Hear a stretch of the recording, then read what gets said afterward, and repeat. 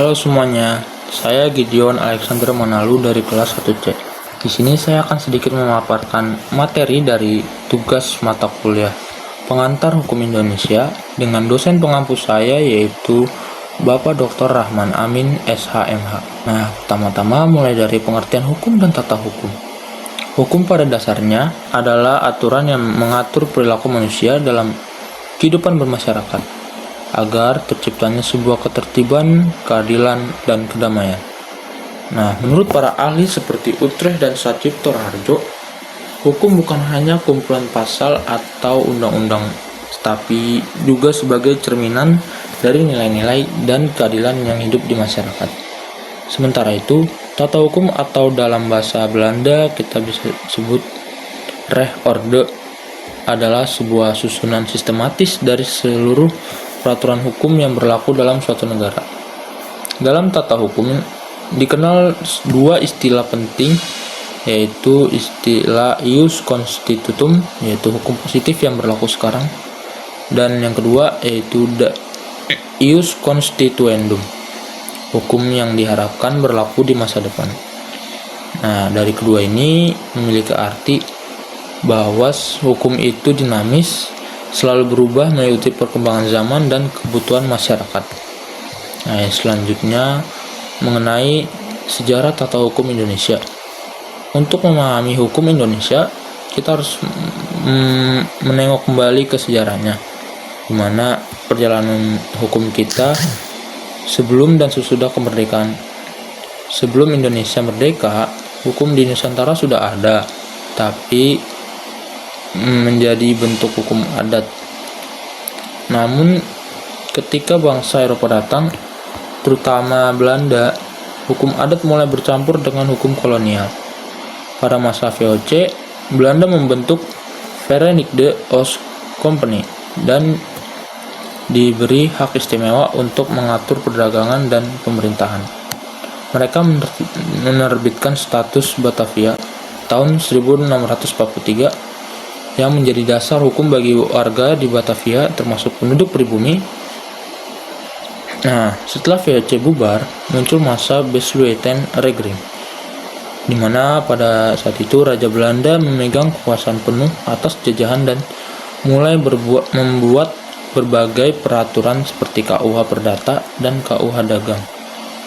Kemudian masa Regeringsreglement selanjutnya membawa perubahan besar, karena kekuasaan raja mulai dibatasi oleh parlemen dan mulai lahir hukum pidana seperti Wetboek van Strafrecht yang kita kenal sebagai KUHP. Lalu datang masa Indische Staatsregeling, di mana pada masa ini sistem hukum Hindia Belanda dibagi untuk 3 golongan penduduk, yaitu Eropa, Timur Asing, dan pribumi. Disinilah mulai terasa ketimpangan hukum, karena setiap golongan tunduk pada hukum yang berbeda. Ketika Jepang datang tahun 1942, mereka membawa aturan baru. Nah, namun sebagian besar hukum Belanda yang masih dibiarkan berlaku pada saat itu, asalkan tidak bertentangan dengan pemerintahan militer Jepang. Nah, selanjutnya ada tentang dimana setelah Indonesia merdeka. Nah, posisinya ketika setelah proklamasi, Indonesia menetapkan Undang-Undang Dasar 1945 sebagai dasar hukum tertinggi negara. Pada periode 1945, aturan lama dari masa penjajahan masih diberlakukan sementara sebelum ada peraturan baru yang dapat menggantikan peraturan lama. Nah, di tahun 1949 Indonesia sempat berubah menjadi Republik Indonesia Serikat. Namun pada saat itu hanya bertahan singkat. Nah, di tahun 1950 kita kembali ke bentuk negara NKRI, yaitu Negara Kesatuan Republik Indonesia, dengan memiliki undang-undang sementara 1950. Sebelum pada akhirnya nanti ketika tanggal 5 Juli 1959 dikeluarkannya dekrit. Nah, di situ diumumkan bahwa Indonesia kembali menggunakan Undang-Undang 1945 yang berlaku hingga sekarang dengan pembentukan hukum diatur secara resmi lewat Undang-Undang Nomor 12 Tahun 2011 tentang pembentukan peraturan perundang-undangan. Nah, dari perjalanan panjang ini membentuk tata hukum nasional yang bersumber dari nilai-nilai yang ada dan cita hukum bangsa. Selanjutnya di materi yang terakhir yaitu mengenai sumber-sumber hukum di Indonesia. Sumber hukum adalah asal mula atau dasar mengapa suatu hukum memiliki kekuatan yang mengikat. Sumber hukum dibagi menjadi dua jenis besar, yaitu ada material dan formil. Yang pertama ada sumber hukum material. Nah, sumber hukum material ini itu adalah nilai-nilai dan kesadaran hukum yang dalam masyarakat seperti adanya rasa keadilan, ada moral, budaya, dan adat istiadat yang menjadi dasar terbentuknya sebuah hukum positif. Nah, yang selanjutnya yang kedua itu ada sumber hukum formil. Nah, di mana sumber hukum formil itu ada 4, yaitu 4 atau 5. Ada 5.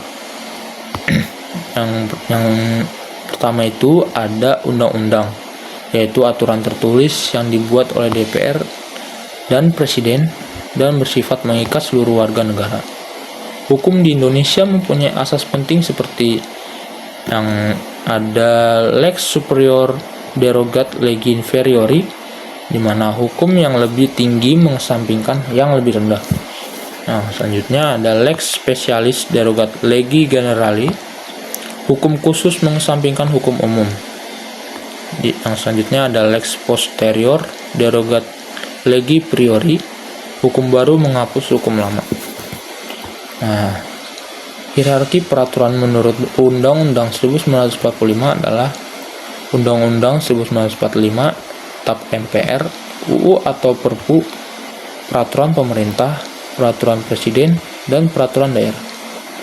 Yang kedua ada kebiasaan. Nah, kebiasaan itu biasanya perilaku yang dilakukan terus-menerus oleh masyarakat hingga dianggap wajib dan memiliki sanksi ketika kita melanggar apa peraturan yang ada.